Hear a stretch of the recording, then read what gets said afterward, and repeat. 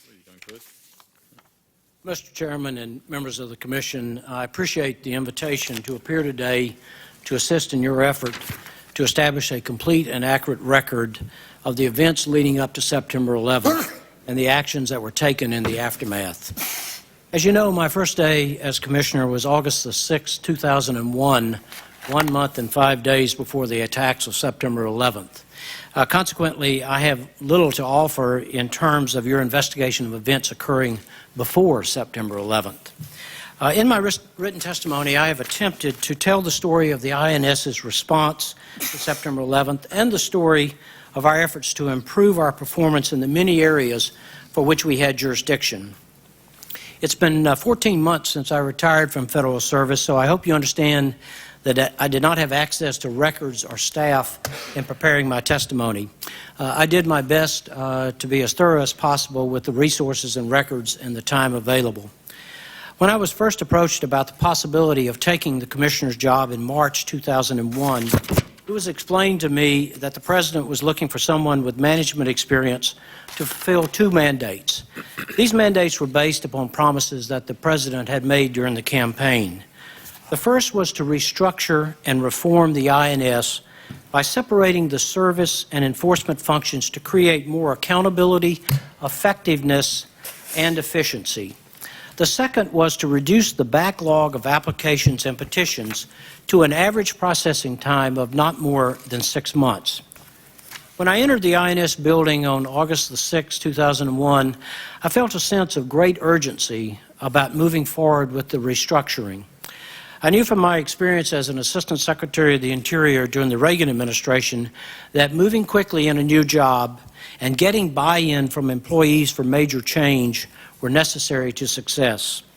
It worked for me in restructuring the Bureau of Reclamation, and I had high hopes that it would work here.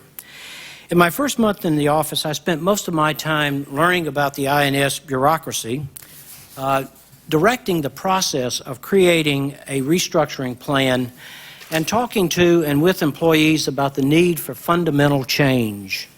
In fact, in my first 30 days, I met with every employee in the Washington area through a series of group meetings and question and answer sessions, and I used our audio and video communications capacities to reach out to those in the field.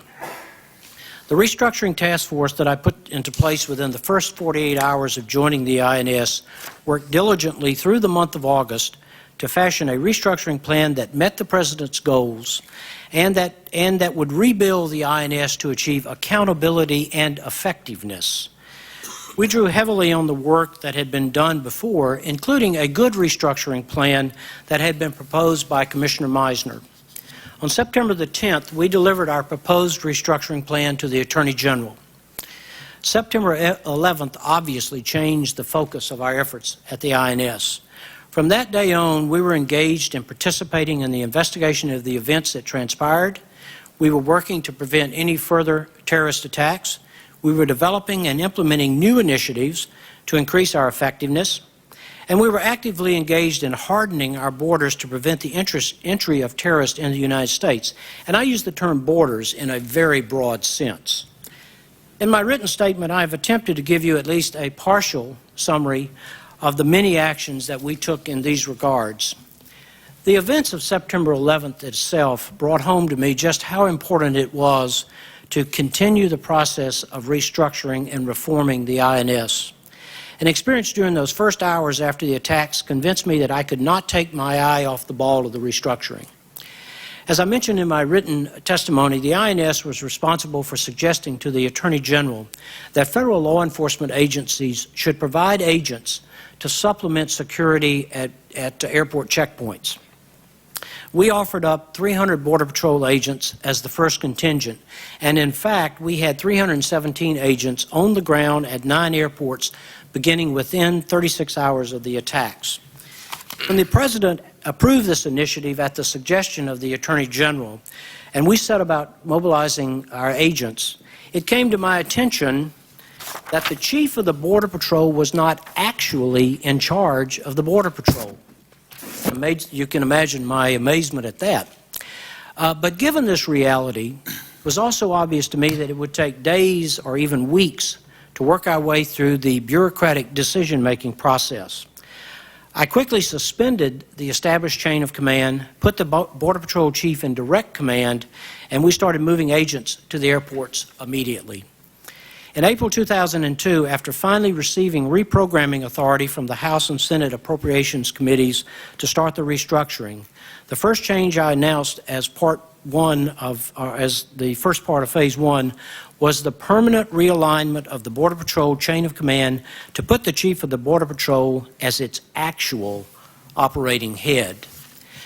As we were preparing to implement Phase 2 of the restructuring, the President announced his Homeland Security Department initiative, and we altered our process to blend in with that initiative.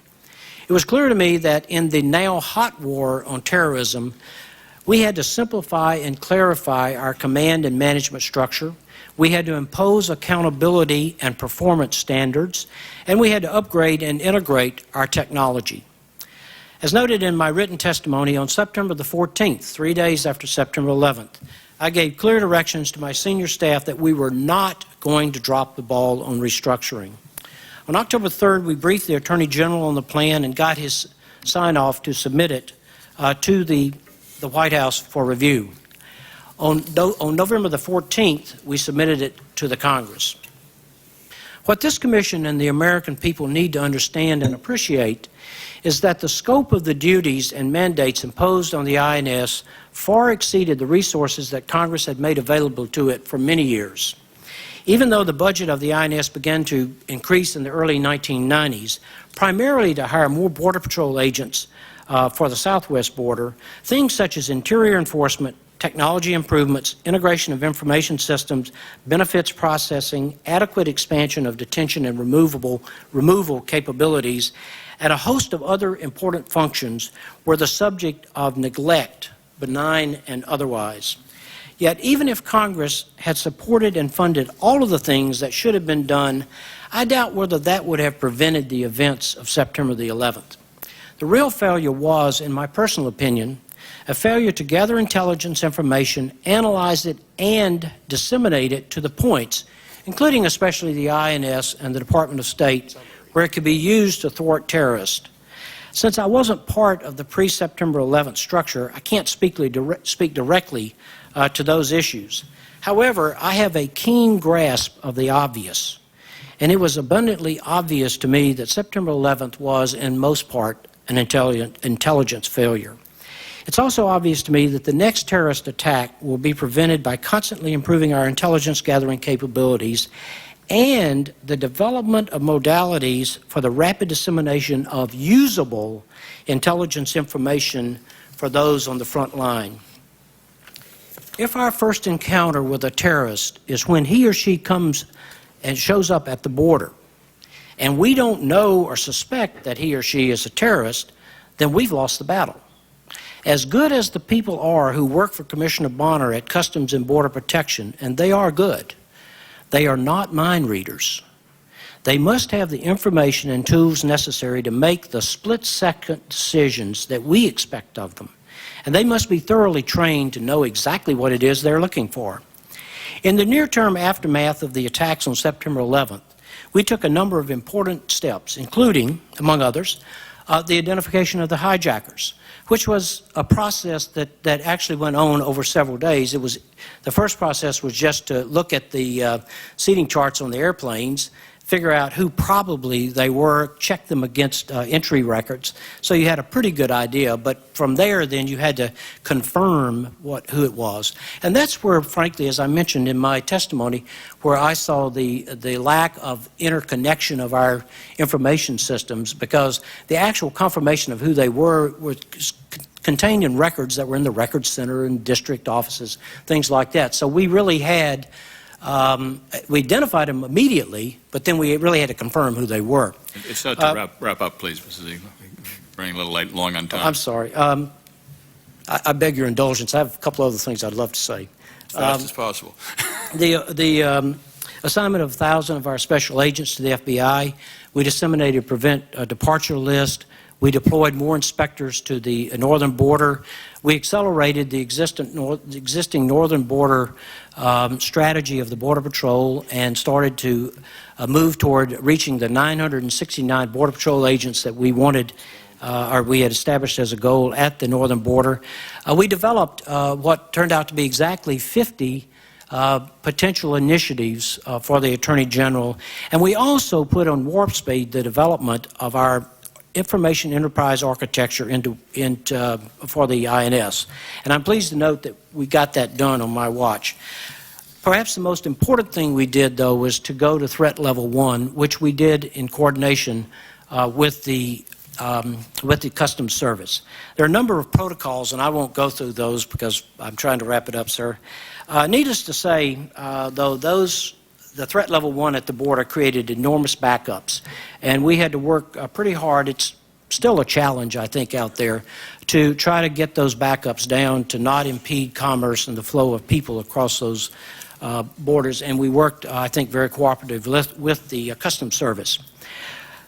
The lessons from this experience for me were, one, we must develop surge capacity at the border in order not to have events like this have such draconian impacts. And the second is that we must move as many functions and inspection functions as far away from the border as we possibly can so we don't have this physical border problem that we've got.